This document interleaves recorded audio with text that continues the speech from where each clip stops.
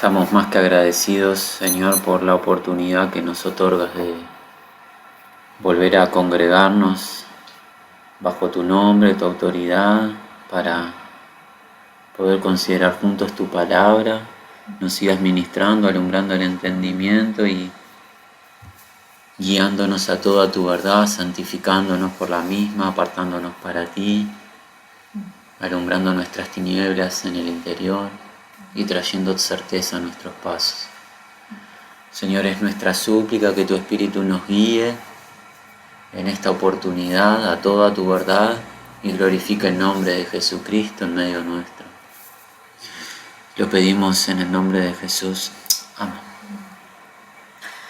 Desde hace ya algunos encuentros hemos comenzado a considerar la enseñanza que se encuentra en las Escrituras acerca de un sistema que se denomina Sistema Mundo o Babilonia, que es ni más ni menos que un estilo de vida rebelde a Dios.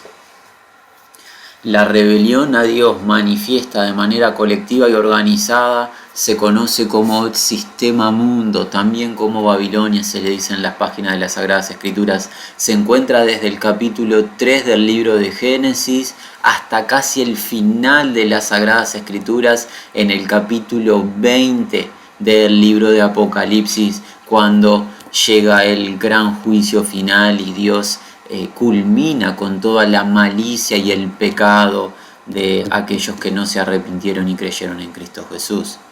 Este sistema rebelde a Dios tiene un líder, Satanás, el enemigo de Dios, aquel en quien Dios había dado un ministerio y había depositado el ministerio de ser el querubín protector, uno de los querubines protectores del trono de Dios, pero Satanás, no conforme con la posesión recibida, se ensoberbeció y quiso un mayor ministerio, quiso un trono como el de Dios y ser semejante a Dios. Por eso Dios le resistió y lo rechazó, lo quitó de su función, y allí ingresó el pecado en Satanás, se corrompió totalmente su esencia y es el líder del movimiento rebelde a Dios, de este sistema mundo.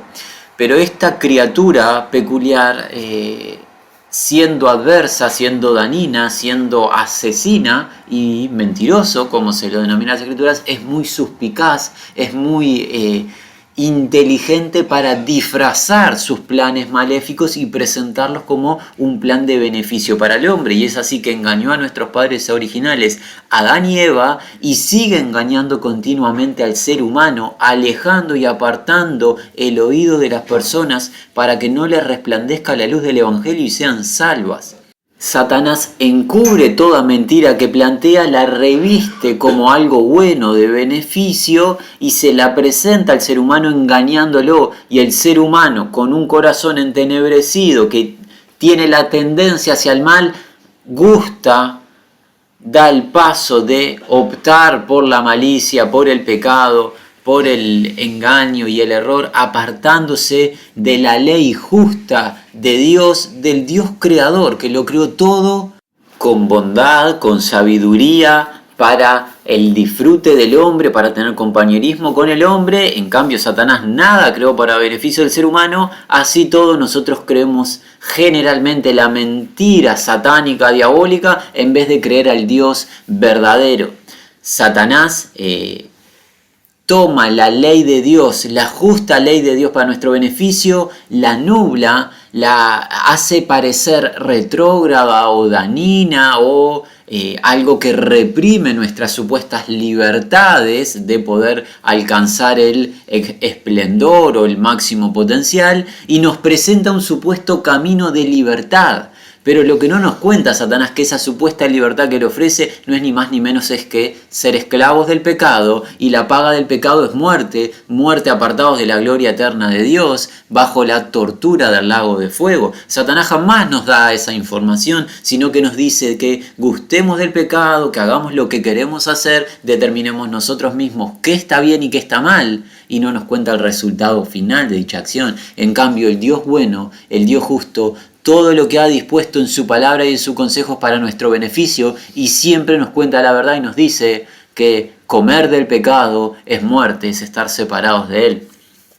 Es así que vemos que este sistema mundo o este sistema babilónico tiene un líder maléfico, totalmente dañino, mentiroso y engañador, acompañado de la conducta de aquellos que están en el mundo, todas las personas que no han sido salvas por el Señor Jesucristo, que no han creído en el anuncio del Señor Jesús, que tienen una conducta acorde a dicho sistema, una conducta de iniquidad, una conducta de ignorancia de Dios, no conocen a Dios y lo manifiestan en su práctica de vida, una práctica de vida de pecado explícita, práctica de pecado interior en sus pensamientos, en sus palabras y en sus acciones exteriores para con el prójimo, siendo rebeldes a Dios y, en algunos casos ya en nuestras naciones, manifestando jactancia por la rebelión a Dios. Desobedecer a Dios hoy es acto de orgullo del ser humano declarándose evolucionado o avanzado, que toma disposiciones que las generaciones pasadas no habían dado el paso de tomar. Ahora tenemos la libertad de ser como queremos ser, hacer lo que queremos hacer, porque hemos supuestamente avanzado. Bueno, eso es jactarnos de rebelarnos en contra del Dios que nos creó. Vimos que el mundo tiene una supuesta sabiduría, la cual no es tal, que le trae jactancia al mundo, pero no es motivo de jactancia porque la sabiduría terrenal es diabólica, es animal, es llena de hipocresía, es con contención, con envidia. Eso es lo que manifestamos los seres humanos. Eso no es sabiduría de lo alto, no es don perfecto que desciende del trono de Dios, es simplemente sabiduría humana que nos lleva a realizar acciones terrenales que no tienen resonancia en la vida eterna.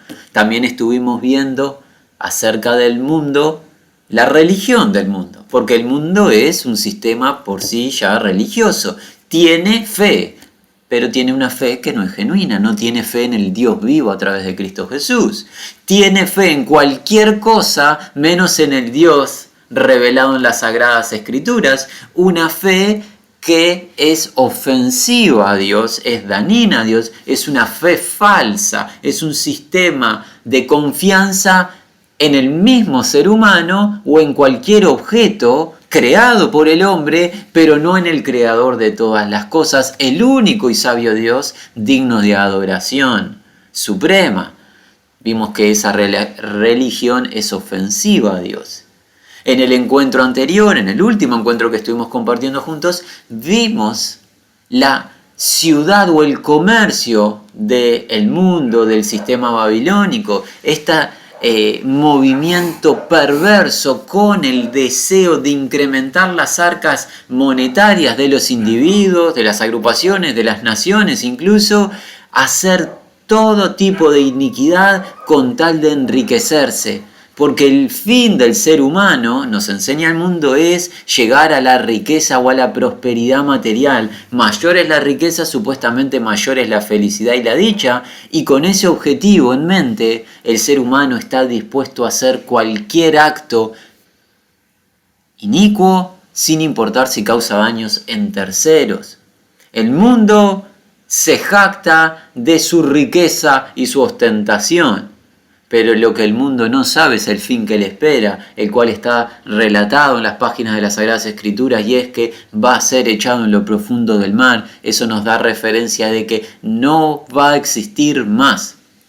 A su debido tiempo, el Dios justo juzgará con justicia a este sistema rebelde que ha contaminado a todos los moradores de la tierra con pecado. Dios va a juzgar al mundo.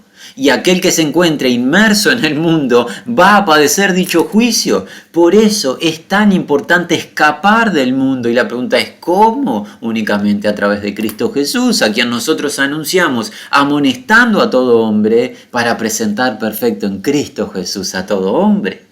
Es solamente en el santo nombre de Jesucristo, el unigénito Hijo de Dios, que hay liberación del sistema mundo, liberación de Satanás, del pecado y de la muerte. Y fuera de Cristo Jesús, lo único que hay es una expectativa de engaño tras engaño, mentira tras mentira, hasta que llegue los días de partir de la tierra y padecer por la eternidad. Este es un tema muy, muy serio.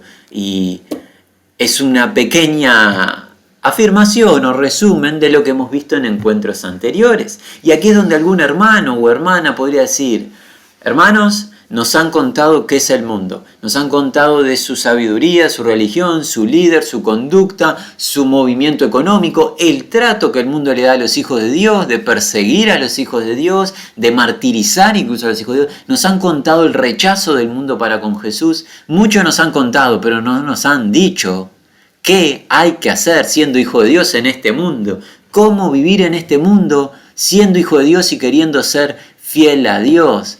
Y esa es la propuesta para este encuentro a modo de introducción y, si el Señor lo permite, en una segunda instancia. Podríamos titular de esta manera: obedecer a Dios estando en el mundo sin ser del mundo. Esa es la premisa para los hijos y las hijas de Dios. Obedecer a Dios estando en el mundo sin ser del mundo. La definición del mundo la hemos dicho: sistema rebelde a Dios que busca exaltar al ser humano, entronar al ser humano, glorificar al ser humano. Todo anuncio del mundo en su religión, con sus falsos profetas, sus falsos maestros, falsos apóstoles, sus falsos cristos, con toda su falsedad, ¿a qué nos invitan? A la exaltación del ser.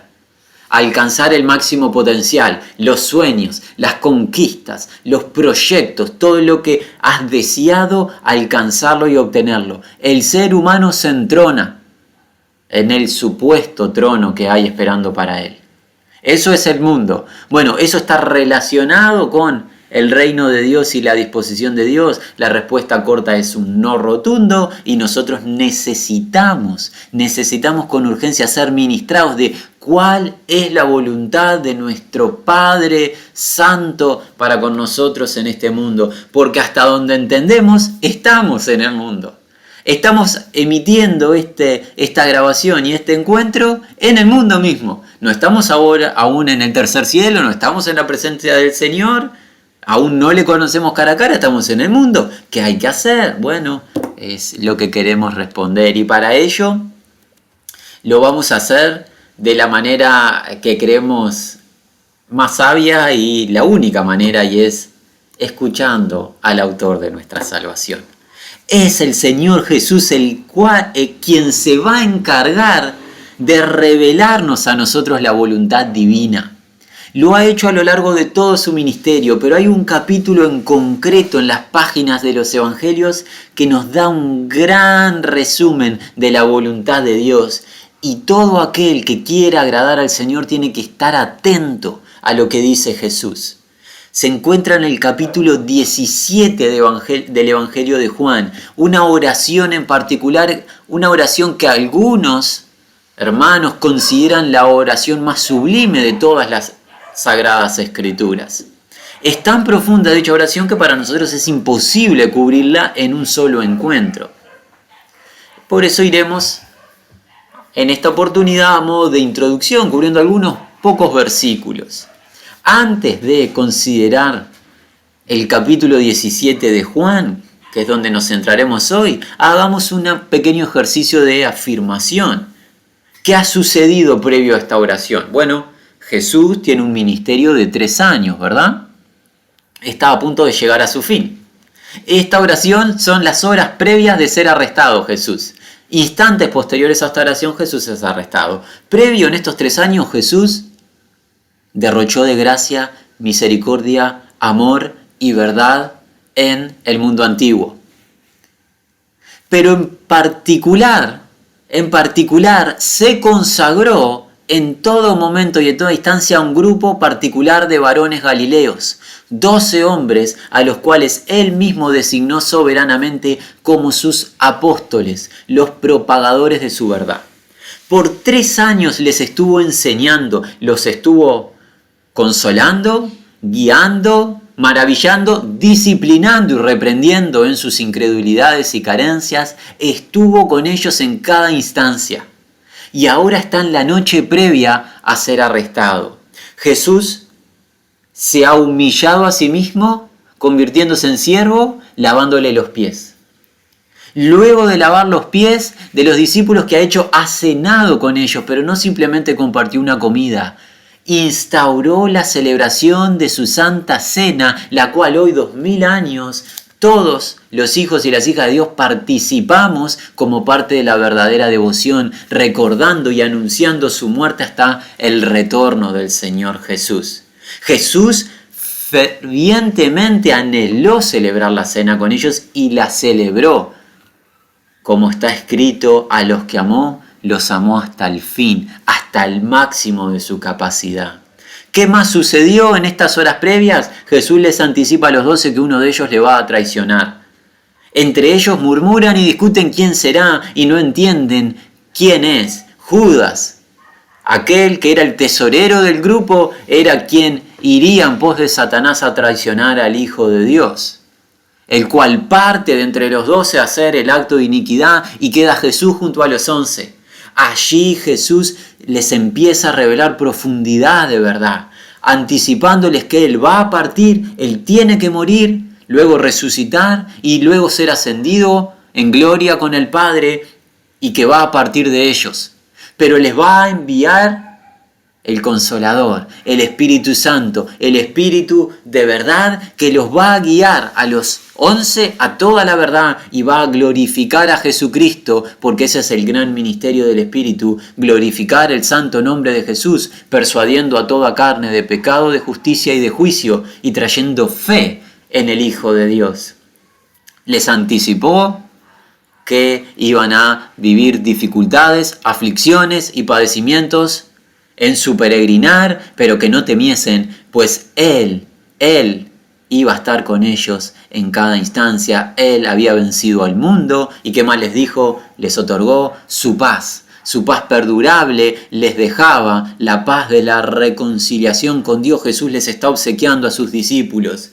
Y llega el momento en el que Jesús, en el Evangelio de Juan, en el capítulo 17, va a orar a Dios el Padre en esta comunión que tienen Dios el Padre con Dios el Hijo en una misma esencia, el único Dios en esta revelación y en este misterio, en esta comunicación y en esta comunión que tienen, el Hijo va a clamar al Padre. Por definición lógica, si es la oración previa a que Jesús sea arrestado, enjuiciado, torturado, crucificado, muerto y sepultado y al tercer día resucite, Jesús no va a orar algo insignificante. Esta es la oración previa al sacrificio del Cordero de Dios. Todas y cada una de las peticiones del Hijo al Padre para nosotros deben ser consideradas solemnes, sagradas. Deben convertirse en un faro de atención, una luz que marque nuestros pasos en esta tierra. Necesitamos sabiduría. Ahora aclaramos en el temor del Señor, no creemos comprender con total profundidad todo lo que Jesús ha dicho en esta oración. Lo que hemos recibido de fe compartimos. En parte conocemos, en parte proclamamos, pero hay profundidad, hay riqueza abundante en esta oración de Jesús.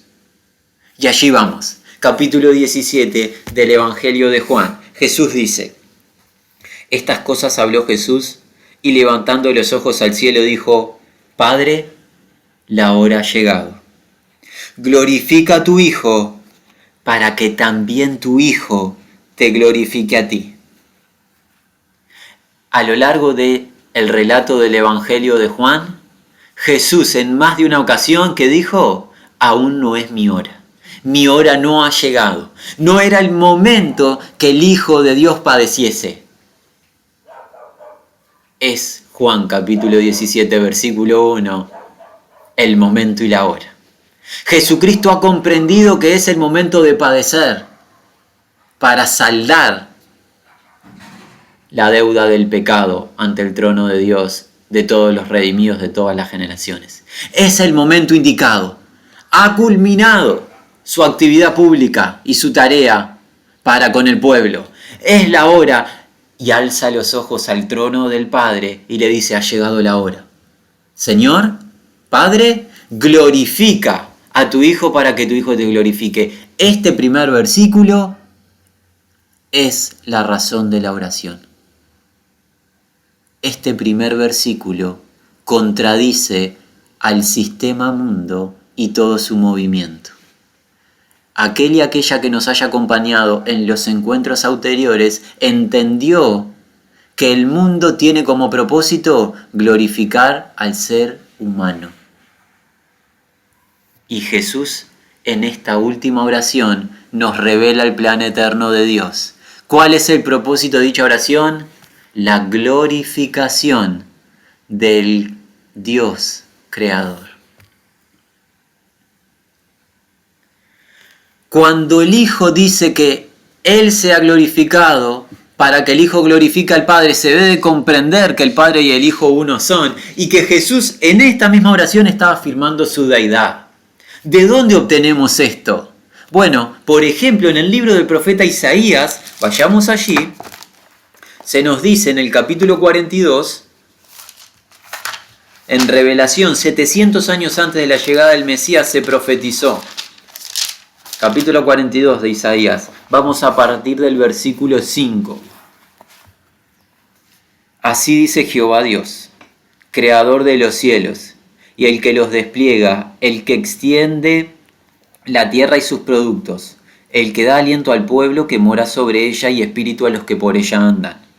Yo, Jehová, te he llamado en justicia y te sostendré por la mano.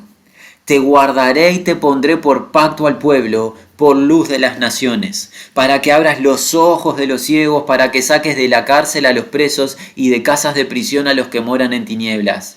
Yo, Jehová, este es mi nombre, y a otro no daré mi gloria, ni mi alabanza a escultura.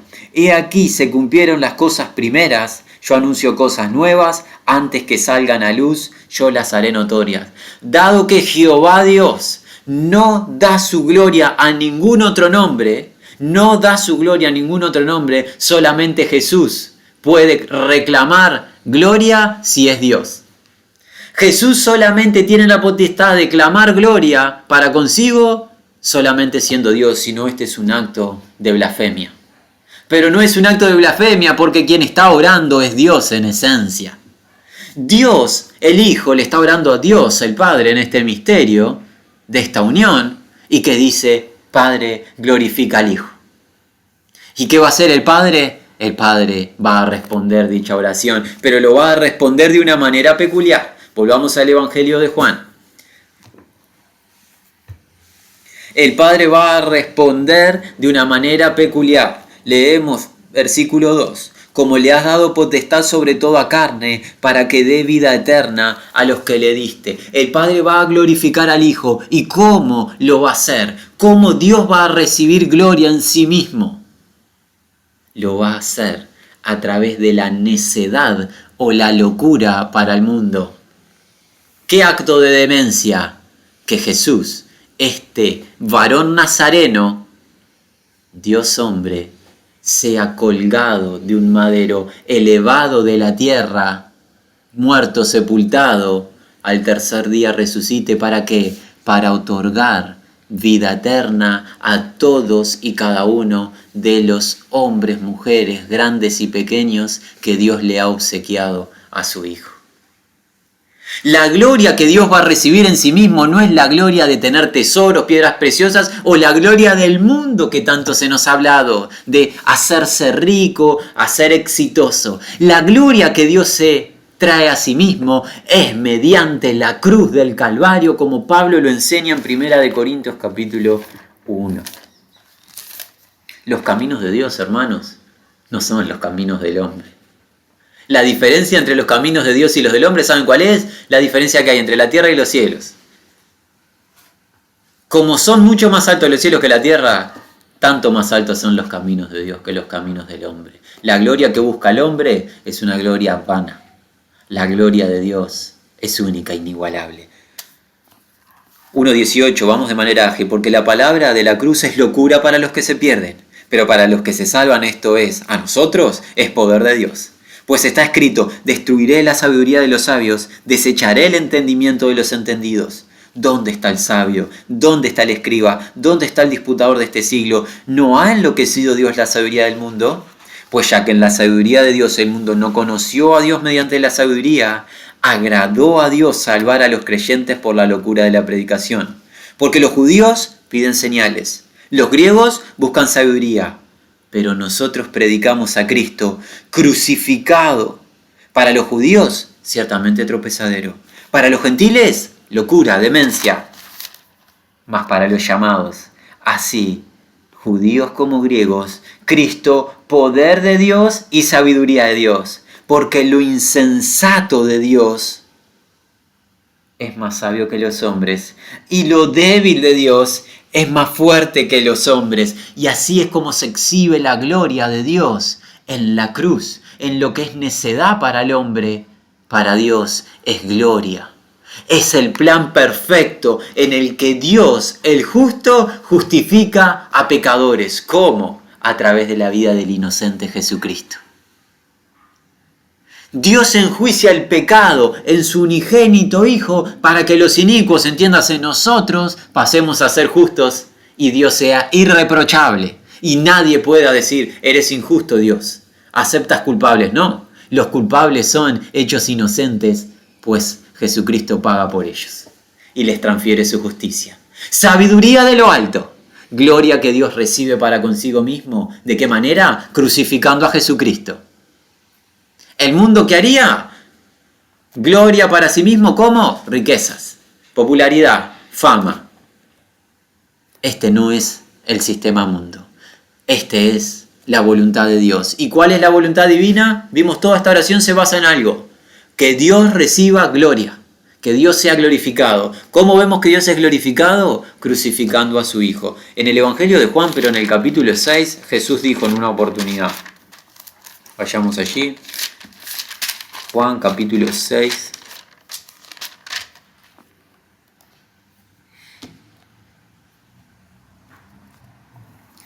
Versículo 35. Jesús les dijo, yo soy el pan de vida. El que a mí viene nunca tendrá hambre, y el que en mí cree no tendrá sed jamás. Mas os he dicho que aunque me habéis visto no creéis. Todo el que Padre me da vendrá a mí, y el que a mí viene no le echo afuera. Porque he descendido del cielo no para hacer mi voluntad, sino la voluntad del que me envió. Y esta, es la voluntad del Padre que me envió, que de todo lo que me diere no pierdas yo nada, sino que le resucite en el día postrero.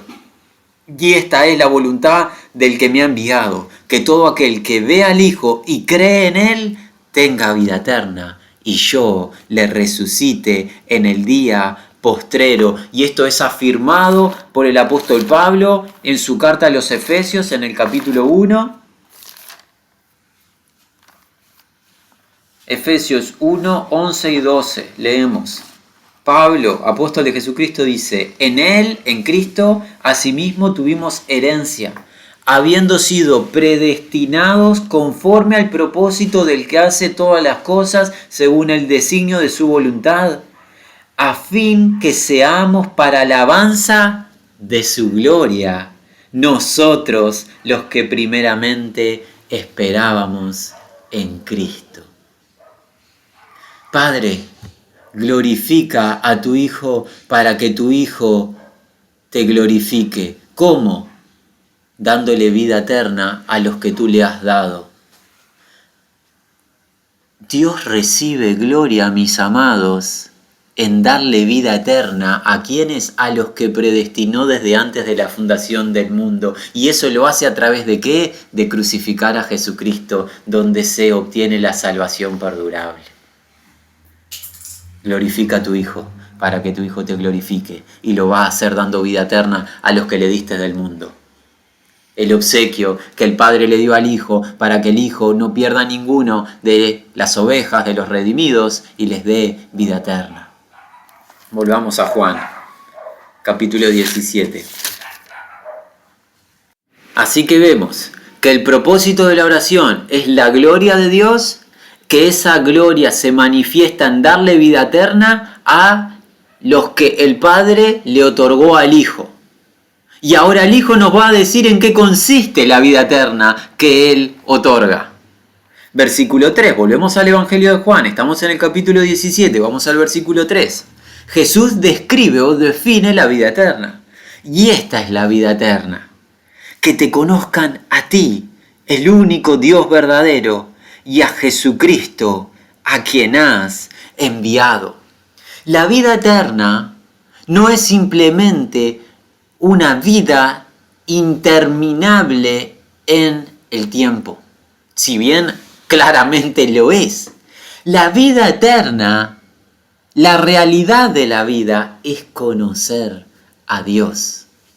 Pero conocer no de manera teórica ni de manera histórica. La palabra que expresa Jesús en la lengua original habla de un conocimiento íntimo, de la comunión con Dios el Padre y Jesucristo, su Hijo. Tener vida eterna es tener comunión con el Señor. Por ende, ¿quiénes tienen vida eterna? La vida eterna ya empezó y la tienen todos y cada uno de aquellos que han venido a salvación. En este mundo, en tinieblas rebelde a Dios, hay niños, adolescentes, jóvenes, grandes y ancianos, hombres y mujeres con vida eterna.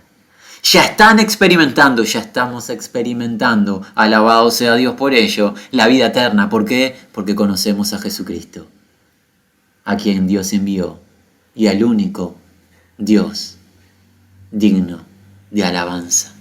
Esta es la vida eterna, que te conozcan a ti y a Jesucristo, a quien has enviado. Este evangelio, el evangelio de Juan, fue escrito con un propósito.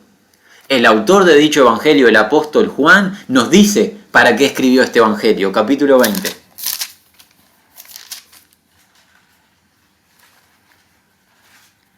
Versículos 30 y 31.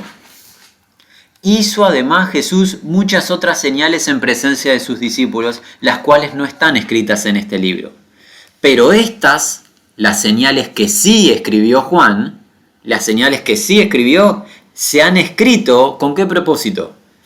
Para que creáis que Jesús es el Cristo o el Mesías, tradúzcase, el Hijo de Dios, el unigénito Hijo de Dios único, con la misma esencia, y para que creyendo tengáis vida en su nombre. Juan escribió este libro, el Evangelio de Juan, con el propósito de que los lectores crean que Jesucristo es quien Dios envió para salvación del mundo y aquel que cree reciba vida en el nombre de Jesús. Y además la primera carta que Juan escribió, primera de Juan, tiene el propósito de darnos convicción de la vida eterna. Vayamos a primera de Juan, capítulo 5. Versículo 13. Estas cosas os he escrito a vosotros que creéis en el nombre del Hijo de Dios. ¿Qué cosas? La carta que ha escrito, que está pronto para culminarla, versículos posteriores. Juan dice, estas cosas, esta carta he escrito a vosotros que creéis en el nombre del Hijo de Dios. ¿Con qué propósito? Para que sepáis que tenéis vida eterna y para que creáis en el nombre del Hijo de Dios. Les escribí a ustedes que creen en el nombre del Hijo de Dios para que tengan certeza que tienen vida eterna. ¿Y cuál es la vida? Conocer al Padre y al Hijo. Esta es la vida eterna. Conocer al Padre y conocer al Hijo. Y es muy, muy importante comprender que si hoy, en el presente, yo no tengo interés de conocer al Hijo a través de la revelación apostólica en las páginas de las Sagradas Escrituras, si yo no tengo interés de tener comunión íntima con el Padre y con el Hijo por el Espíritu Santo, no voy a tener espacio de disfrute alguno en la eternidad y en el cielo.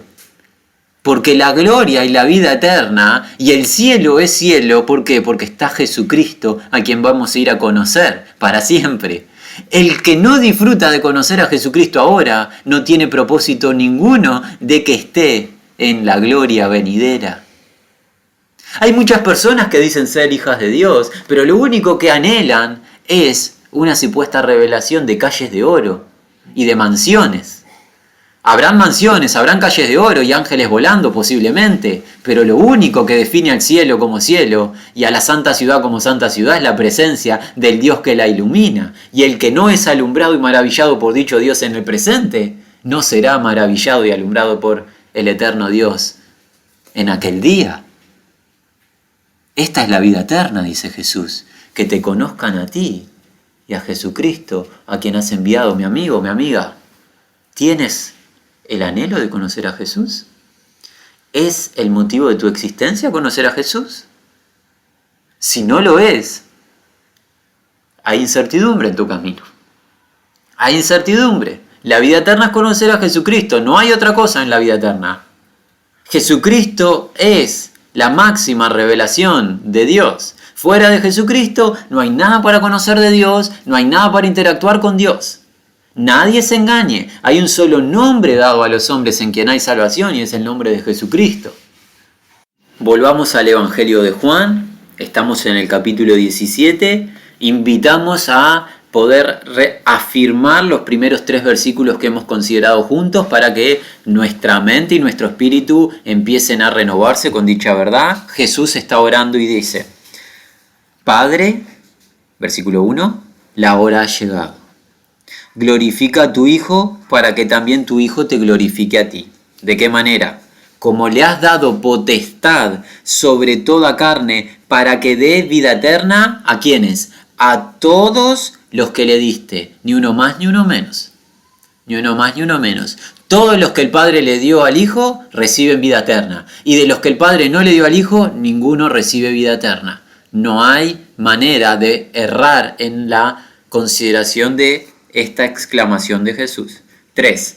Y esta es la vida eterna definida por Jesús. Que te conozcan a ti, el único Dios verdadero, y a Jesucristo, a quien has enviado. El propósito de la oración, la gloria de Dios.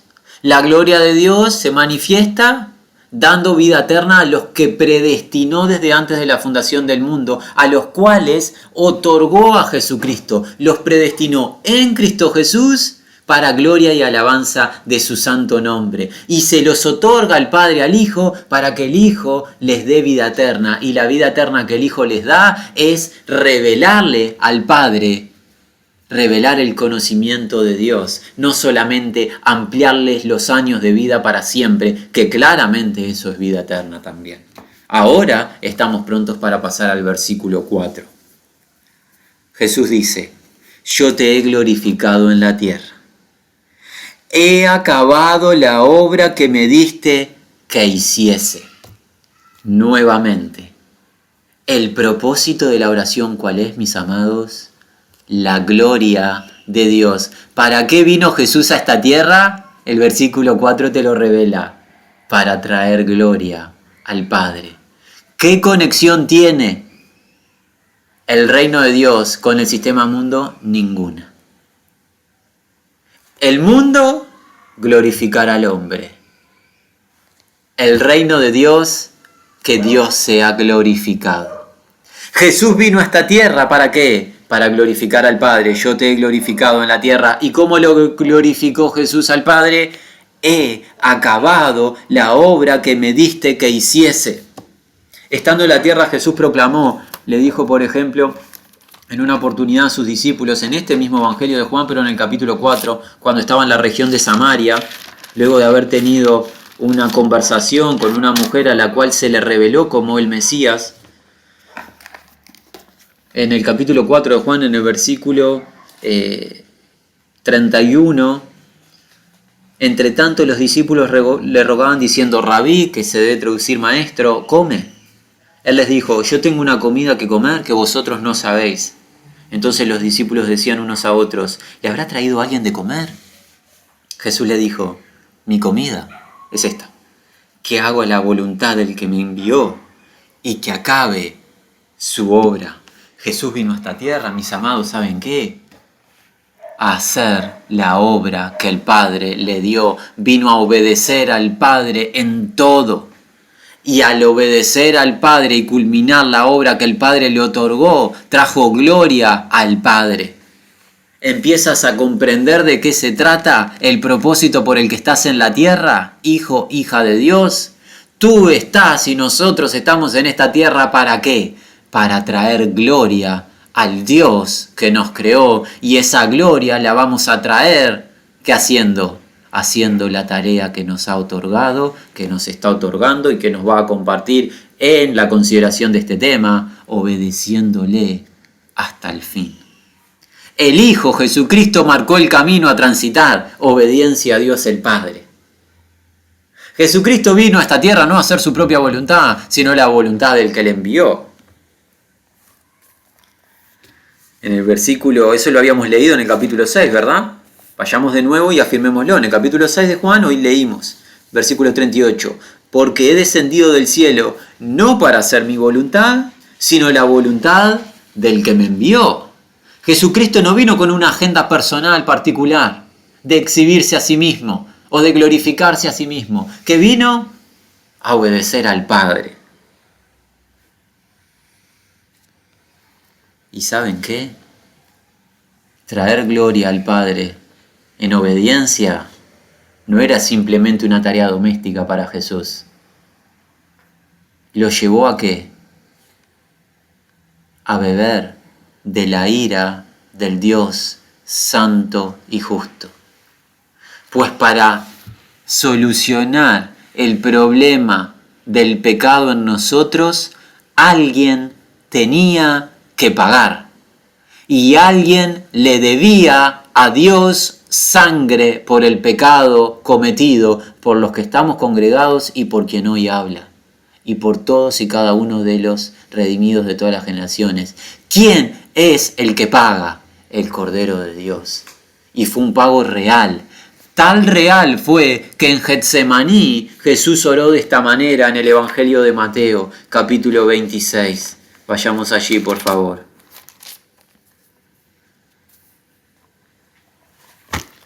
Leamos a partir del versículo 36.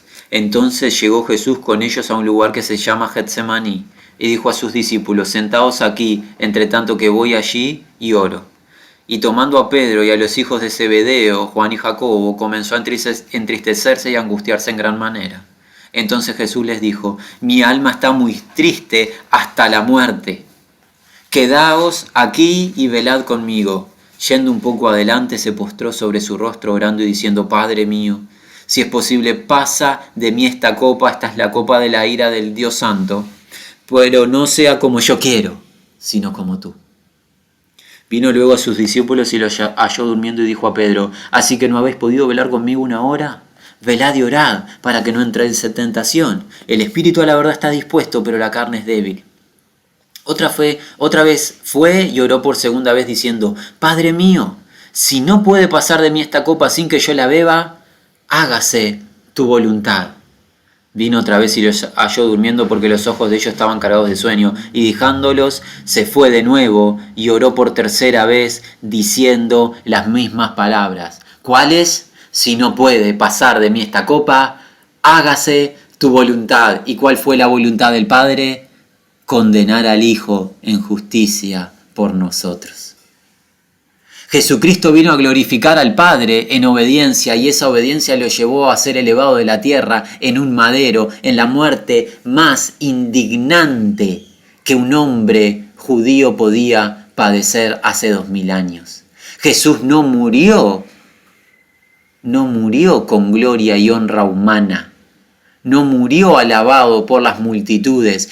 Jesús murió la peor muerte que un delincuente podía morir. Y Jesús lo hizo para obedecer al Padre. ¿Estás comprendiendo, hermano y hermana? ¿Quieres gloria para Dios?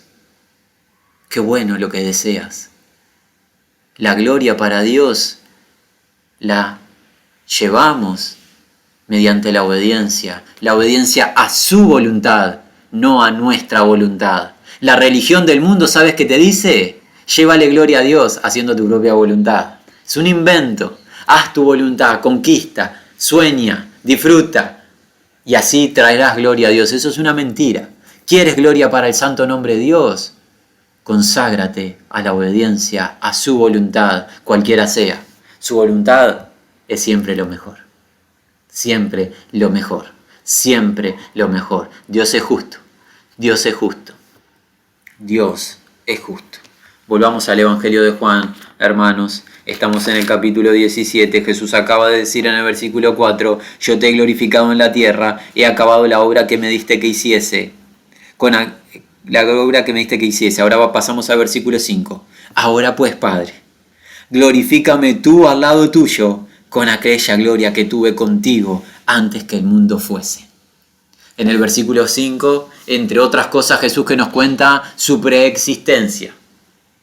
Jesús no fue creado en el año 0 de nuestro calendario, sino que Jesús es Dios en esencia y existe antes que existiesen los cielos. La tierra no tiene comienzo ni tiene fin. Jesús es Dios, es creador, es la fuente de la creación de Dios, es el medio de la creación de todas las cosas y es el medio por el cual Dios sustenta todo lo que existe. Y le dice: Padre, la gloria que tuve desde la eternidad contigo, que ahora vuelva a ser la misma gloria. Que ahora vuelva a ser la misma gloria. ¿Y saben qué? El Padre va a cumplir dicha petición del Hijo. ¿Por qué? Porque el Hijo se sometió hasta la muerte y muerte de cruz. Porque el Hijo aceptó el oprobio. Porque el Hijo tuvo a bien obedecer al Padre y padecer en su propia carne, como se revela en el capítulo 53 del profeta Isaías. Muchos de ustedes quizás lo puedan recitar de memoria, pero es un capítulo de tanta gloria que jamás debemos dejar de refrescar y debemos apoyarnos siempre en él. El profeta Isaías nos cuenta acerca de nuestro Salvador y gran Dios Cristo Jesús. 53, versículo 2, leemos de corrido. Escuchemos las palabras de Dios. Subirá cual renuevo delante de él, y como raíz de tierra seca. No hay parecer en él ni hermosura. Le veremos, mas sin atractivo para que le deseemos. Despreciado y desechado entre los hombres, varón de dolores, experimentado en quebranto, como que escondimos de él el rostro, y fue menospreciado y no le estimamos. Ciertamente llevó él nuestras enfermedades y sufrió nuestros dolores. Nosotros le tuvimos por azotado, por herido de Dios y abatido. Mas él herido fue por nuestras rebeliones, molido por nuestros pecados. El castigo de nuestra paz fue sobre él, y por su llaga fuimos nosotros curados. Todos nosotros nos descarriamos como ovejas, cada cual se apartó por su camino. Mas Jehová cargó en él el pecado de todos nosotros. Angustiado él y afligido, no abrió su boca.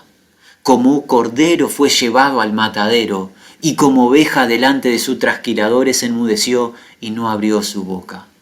Por cárcel y por juicio fue quitado, y su generación, ¿quién la contará? Porque fue cortado de la tierra de los vivientes, y por la rebelión de mi pueblo fue herido. Y se dispuso con los impíos, su sepultura, mas con los ricos fue en su muerte, aunque nunca hizo maldad ni hubo engaño en su boca. Con todo eso, Jehová quiso quebrantarlo, sujetándole a padecimiento. ¿Y qué pasa después? Cuando haya puesto su vida en expiación por el pecado, verá linaje. Vivirá por largos días, y la voluntad de Jehová será en su mano prosperada.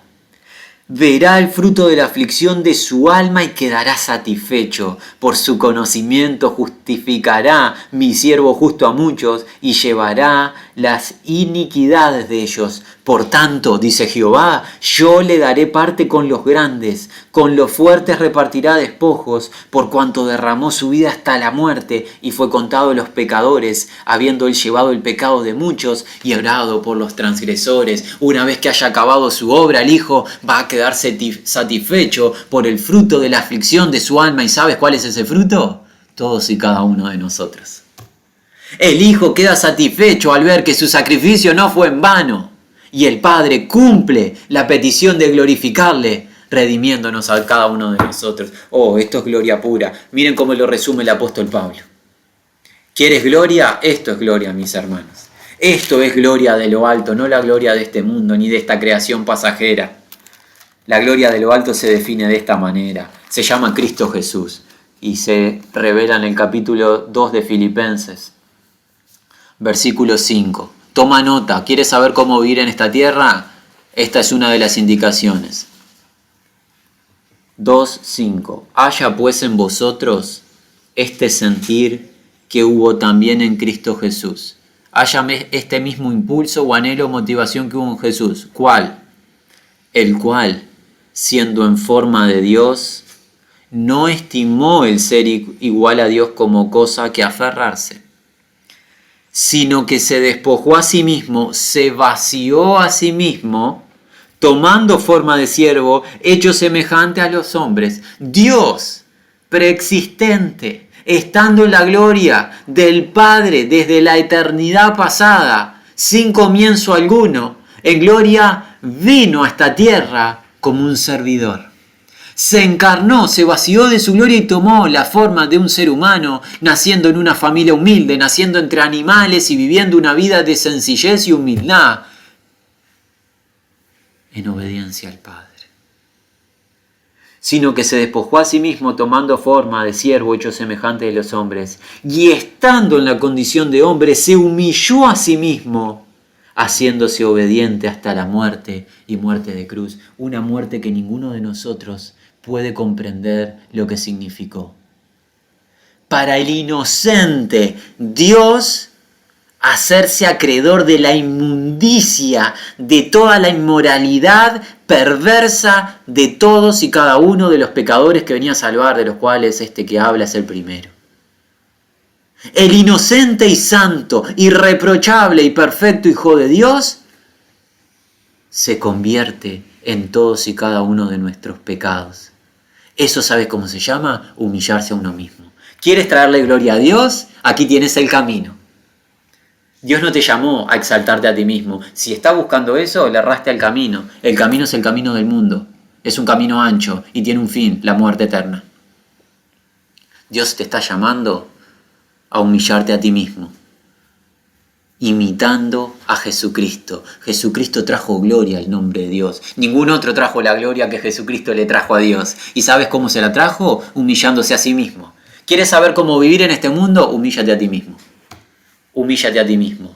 Deja tu vana manera de pensar, tu vana opinión. Deja de querer enseñarle a Dios, deja de querer enseñarte a ti mismo qué está bien y qué está mal. Humíllate y obedece a Dios. Obedece la ley justa y buena de Dios. Deja tus propósitos, tus anhelos y tus objetivos carnales personales y ve en pos de Jesús tomando tu cruz cada día. ¿Sabes qué hizo Dios con Jesús? Porque te tenemos que contar el final del padecimiento del Mesías.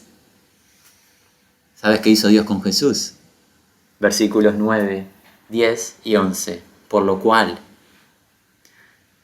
Dios también le exaltó hasta lo sumo y le dio un nombre que sobre todo nombre, para que en el nombre de Jesús se doble toda rodilla de los que están en los cielos, en la tierra y debajo de la tierra, y toda lengua confiese que Jesucristo es el Señor, para gloria de Dios Padre.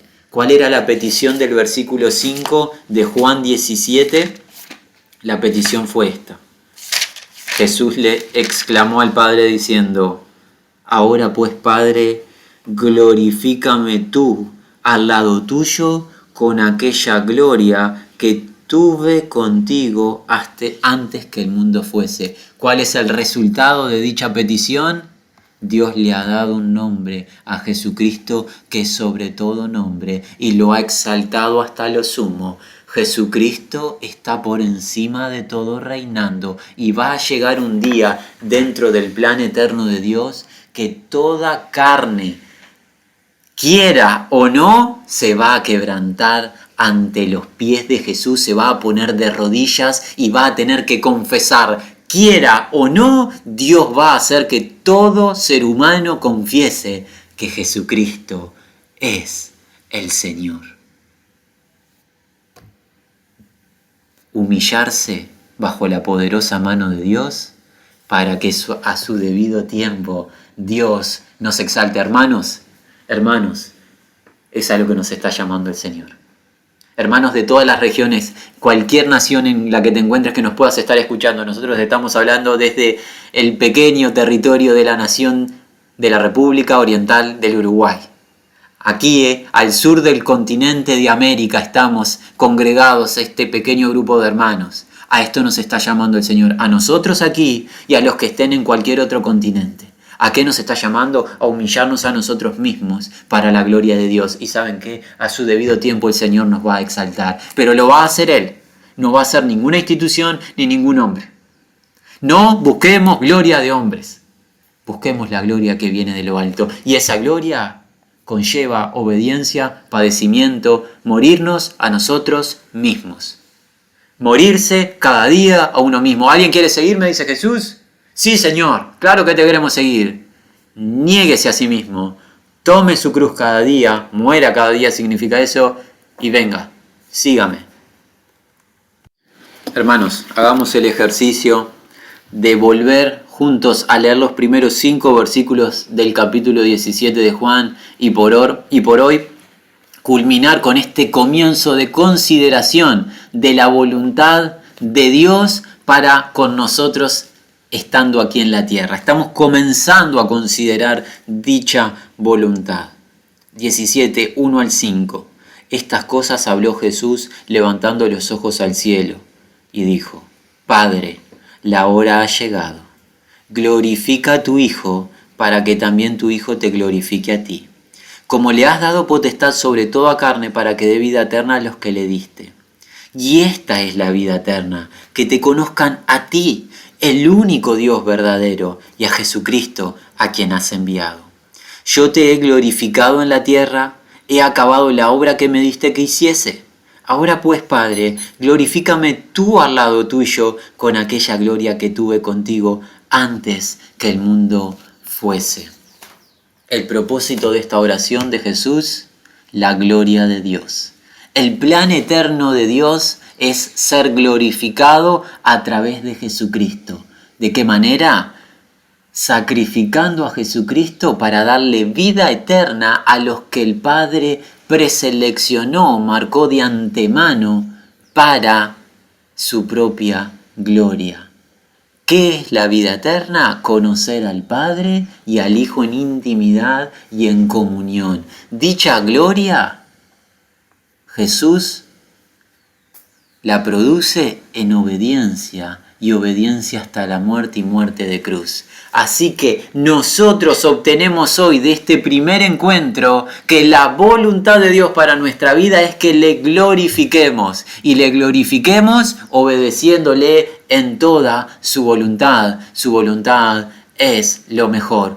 Humillarnos a nosotros mismos, morirnos a nosotros mismos para que el nombre de Dios sea glorificado y Dios a su debido tiempo nos exaltará. Y esta es su voluntad. Padre, te damos toda la gloria a ti. ¿Quién podía diseñar un plan de salvación tan sublime en el que tú, Dios justo, justificas a nosotros, hombres y mujeres pecadores, a través del sacrificio de tu unigénito Hijo, el santo y perfecto varón de dolores?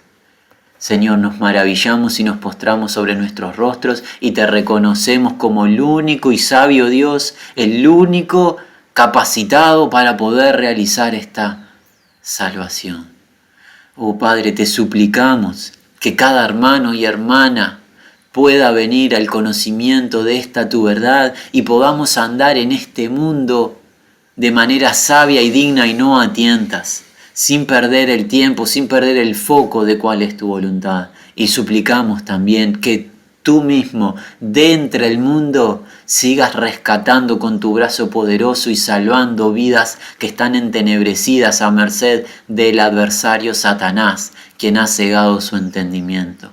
Oh Padre, te damos toda la gloria a ti. Te agradecemos verdaderamente por habernos llamado de la tiniebla al reino de tu luz. En el nombre de Jesús hemos clamado. Amén.